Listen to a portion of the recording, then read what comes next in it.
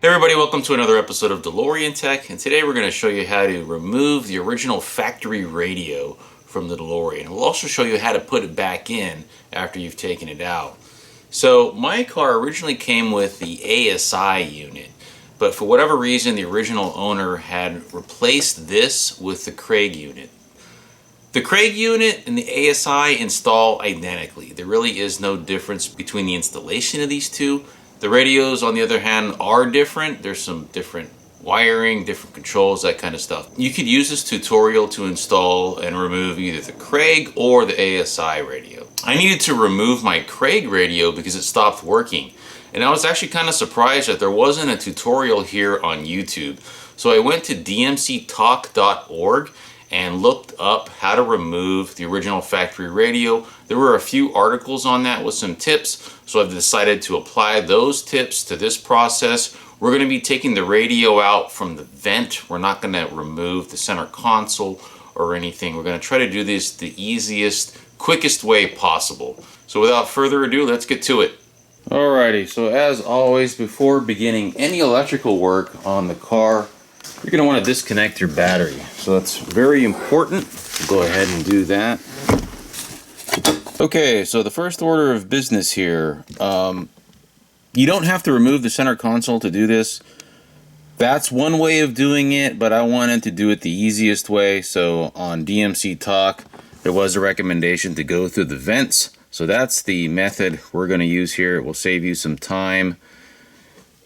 All you really have to do is remove the vents and then remove the radio. Everything below the radio here, you don't have to touch, except the shift knob. Just move that back a little bit so you've got some additional room to work. So what we'll do first is we'll remove the knobs here. So those are pretty easy. You can literally just pull them off. So make sure you keep everything in a container. That way you don't lose all of your stuff. So the faceplate is actually kept on by these retaining nuts here. And what I'm going to do in this demo is I'm going to leave those on until the very end. So that means the actual faceplate itself is going to stay on until we actually remove this thing. So the reason why is because you actually have to get behind the radio and remove a screw that is holding it into the support strap that's in the back. We'll show you what that looks like once I get these vents out. So the vents are fairly easy to take out, at least in my car.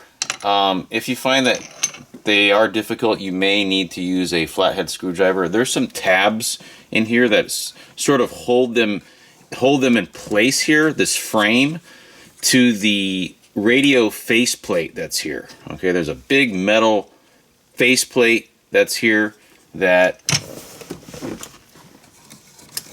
the vents here are connected to. Okay, so for my car, what I do is I push up a little bit and then I just pull out. So push up and then pull out, and they just kind of come out pretty easily. So you can see that there's these little tabs here, and mine are all in place still. They're not broken or anything, but you can see the tabs here, and really those tabs connect behind this opening here, this sort of DIN-sized opening on the faceplate. And what you could do is, if you do have a problem, you could go in with a flathead screwdriver and depress these tabs right here, and that could help loosen the vent housing itself. So you take your vent housing and put that to the side, and the next thing you're going to want to remove are the ducts that are inside there. Okay. Alright, so there's these two rubber ducts that are inside here, and you're going to want to just pull those out. It's really easy to do. Really just reach in there and just kind of wiggle them around a little bit, and they come out pretty easy. So there's that one. Okay. And second one, let's pull that one out too. It's probably the easiest part of the installation right there. Okay. So we'll put those to the side as well. So if you look inside the cavity here, where the radio is, you'll see this metal strap that's running along the back right there. It's actually fixed to the dash at the top here with a screw, and also down here behind the radio with a screw. And really what you need to do is make sure that you can get your hand in there with either a Phillips screwdriver, or if it's been replaced. The original DeLorean radio diagram actually shows a Phillips screw holding in that strap to the radio, or holding the radio to the strap.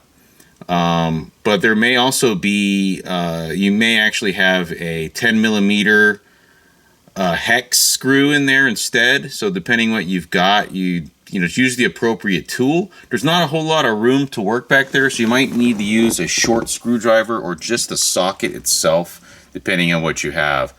So the next thing we're going to do is actually remove that screw that's back there.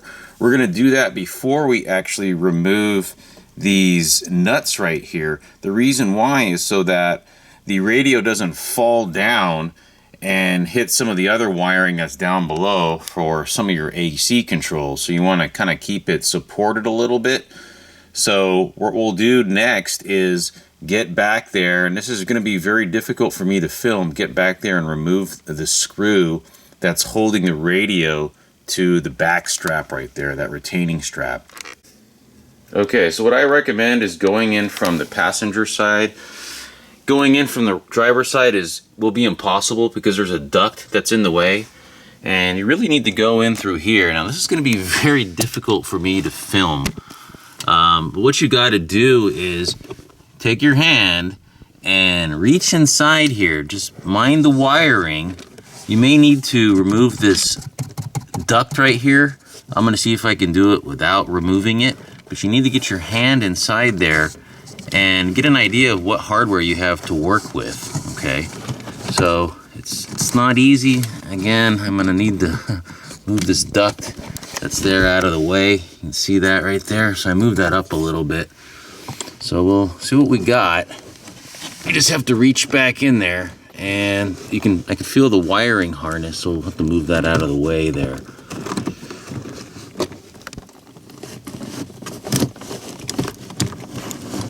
So, okay, so I can tell there's a hex screw back inside there, so I can feel it. So what you really got to do is see if you can loosen it by hand first, and if you can't, you can probably, I think there's enough room to get definitely enough room to get a socket in there, just the socket itself. If you have the Phillips screw that's in there, you can probably just get a short Phillips screwdriver. So let's go ahead and do that. Since I have the hex, it should be a 10 millimeter, so I'm going to go ahead and get a 10 millimeter socket back there and see if I can loosen it up. Alright, so I've got my 10 millimeter socket. I'm just going to go ahead and just try to loosen it up by hand. Again, this is kind of hard. You don't want to lose the socket either. So, looks like I've got it. It's really not too bad. I can get the socket over the head of that screw that's back there and loosen it. It doesn't appear to be too tight. Alright, so I was able to get it. Now you gotta make sure you don't lose the screw or the socket as you take it out. So there it is. The original owner replaced the ASI with a Craig. So that's probably why we have this 10 millimeter hex bolt or hex screw on there as opposed to the Phillips machine screw that they say is supposed to be original with the car. Alright, so the next step is to remove these retaining nuts that are around the controls here. So I just grabbed a socket. This is a 15/32, and I just kind of did it by hand here. They're not on too tight, and they shouldn't really be on too tight, but you can just kind of do that manually to remove those, loosen them up.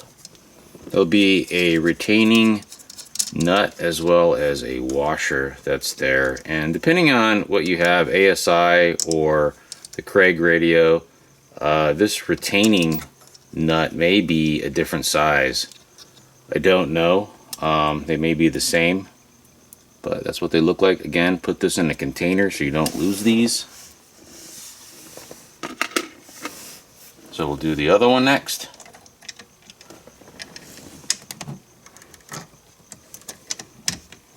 So you can tell the faceplate's already loose there. And you want to hold this up.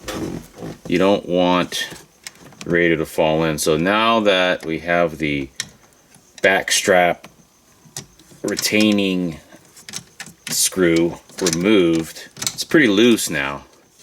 You can almost kind of wiggle it around. So it's going to, you can get that by hand now. It's going to start moving inward. So you're going to want to reach in there and support the radio with one hand and start loosening up the last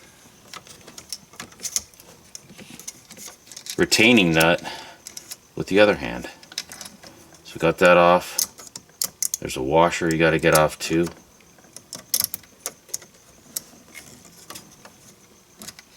Okay, we got them off. And you can almost just hold in place there and let it kind of drop down gently. Okay, I think we're okay there. I just don't want it to fall in and mess around with the other wires for the AC controls. So I keep everything in a container, so that way I don't lose it all. So the next thing you want to do is remove the faceplate. It's just a piece of plastic. Be very gentle because this could break. You definitely don't want that happening. So take that and put it in a safe spot, completely out of the way of the workspace here.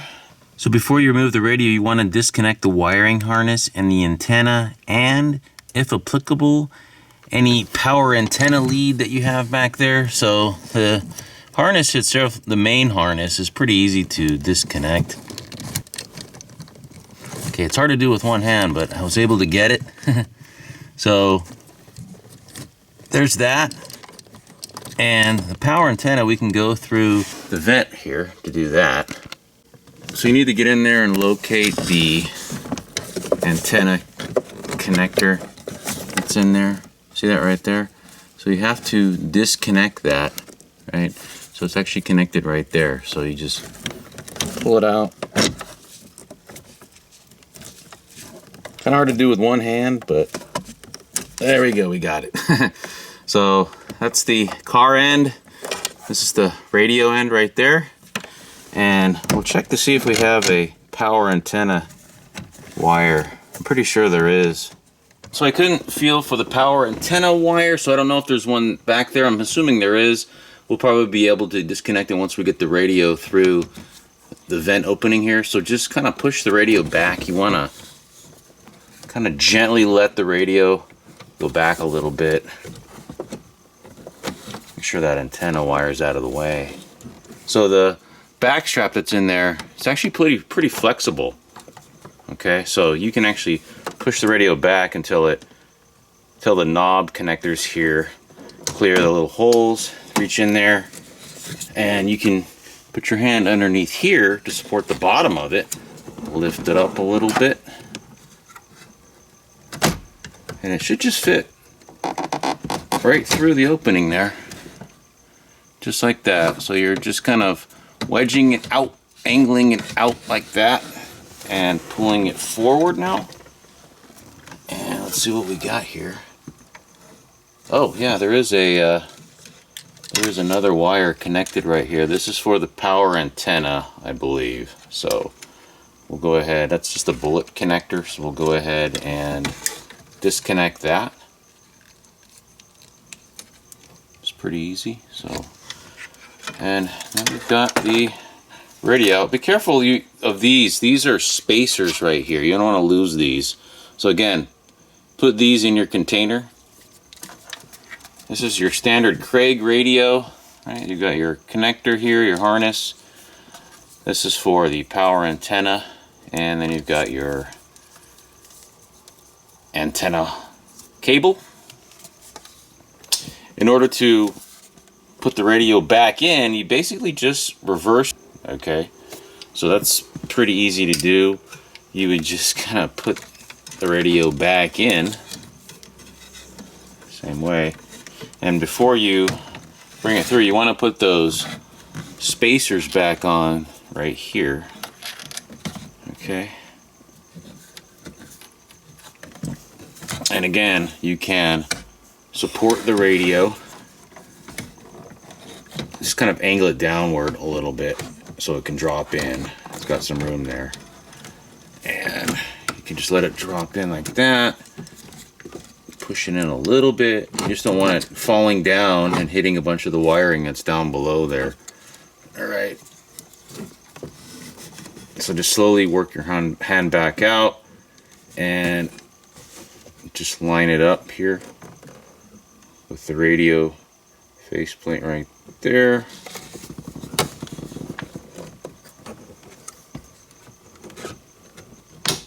There we go.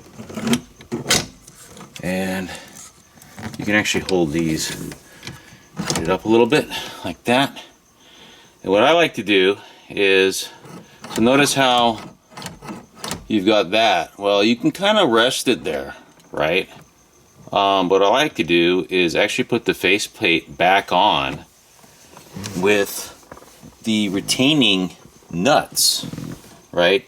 And that will actually force this to kind of angle upward a little bit, and then go back and replace that retaining screw for the back strap. Okay, so that's what you want to do when you put the radio back in. Okay, that's the easier way to do it. And you can do it without doing that, but I think it'd be kind of difficult. You'd have to really support the radio somehow, right? It's kind of hard to do with one hand. Okay, so I'll show you how to do that. We'll put the faceplate back on. Okay, be careful with that. And then you want to get your all your hardware, so your washers, don't forget the washers. So we have both of our washers and our retaining nuts. Now I would do this before reconnecting everything, because you don't want to accidentally, if you're moving the radio around in there, you may disconnect something. So maybe your power antenna lead, connect that first before you put it in if it's too difficult. But I'm just going to show you guys how to quickly reinstall the radio here. I'm not taking this out again, but just so you know how to reinstall it. Okay, so we're going to put and you can just thread them in by hand to get them started.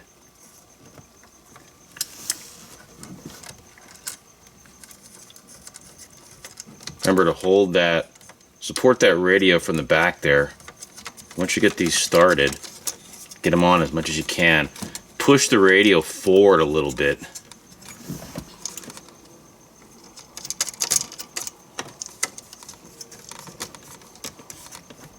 And then what you want to do is go in with that socket that you used. And again, support the radio from the back, lift it all the way up, and then just thread those on even more. Just kind of get them as tight as you can.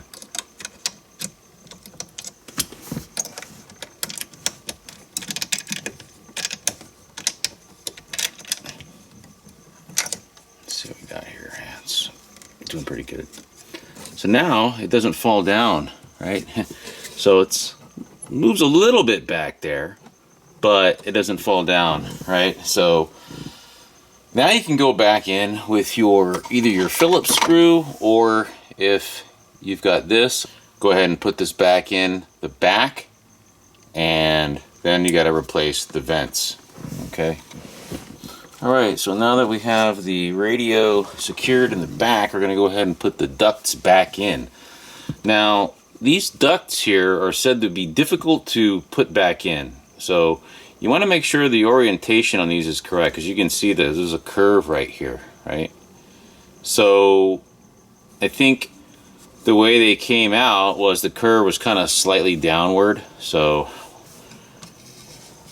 we'll go ahead and put those back in. Really, you just kind of slip them back in. I don't see it being too difficult to do. So you just kind of slide them back in, and you know, again with the curve kind of downward over the connectors that are back there for the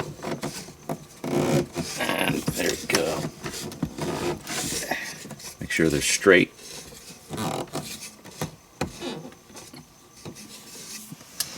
There we go. Okay, and now to get the vents back in. So you want to make sure that this is the right side. So left, right here, and right. You can see the lettering there. So that's how you orient this. Now make sure we have this in there. So just pop it in and you're done, right? And then you just put your knobs back on. That's pretty easy to do. There's sort of a notch right here. You just got to line up your knobs, that notch in there. So you want to put the smaller flat knobs in first. You want to put them in this way, right? Not that way with those little circle things on the back. So you just kind of fit over there. Just got to find the right way to do. There you go. And this side over here, pretty easy. These ones, there's a little connector right there that you have to make sure you orient that based on the notch here. There we go, we got it. And this side over here.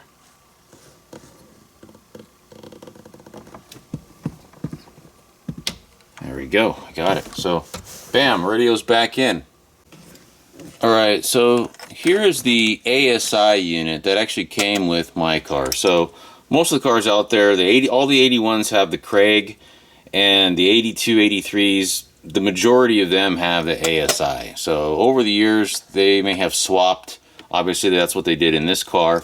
But I still have the original ASI radio, and I do plan on putting that back in. So that might be another video in the future.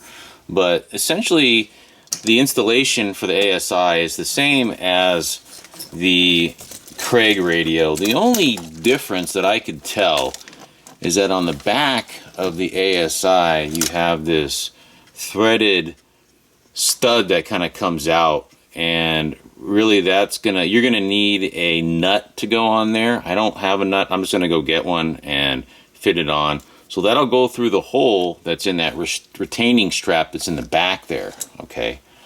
The other differences are there's more wires, I believe, coming out of the back of this. There's some additional wires here. I believe there's a power antenna wire, a dimmer wire. You've got the positive and the switch 12 volts. You got your ground, and then this is basically for the speakers, this connector right here. But essentially it's the same installation. But there are some differences though in the way this is set up here. So there it is. That's the ASI. Again, it's the same basic installation as the Craig radio. So you can use what I basically just did, the step-by-step, for either the Craig or the ASI. Now, if you want a half-DIN radio, you're going to have to come up with a new faceplate. Either get a new faceplate that has the complete opening for the half-DIN, or you're going to have to do some cutting. That's something that I don't plan on doing because I'm going to maintain this original 2-knob stereo that we've got here. But a lot of other folks have moved over to a different plate to accommodate the modern half-DIN radios that are out there. Anyway, guys, that's the video. Hopefully this was helpful. If you have any questions, go ahead and drop those down in the comments below. And once again, thanks for watching.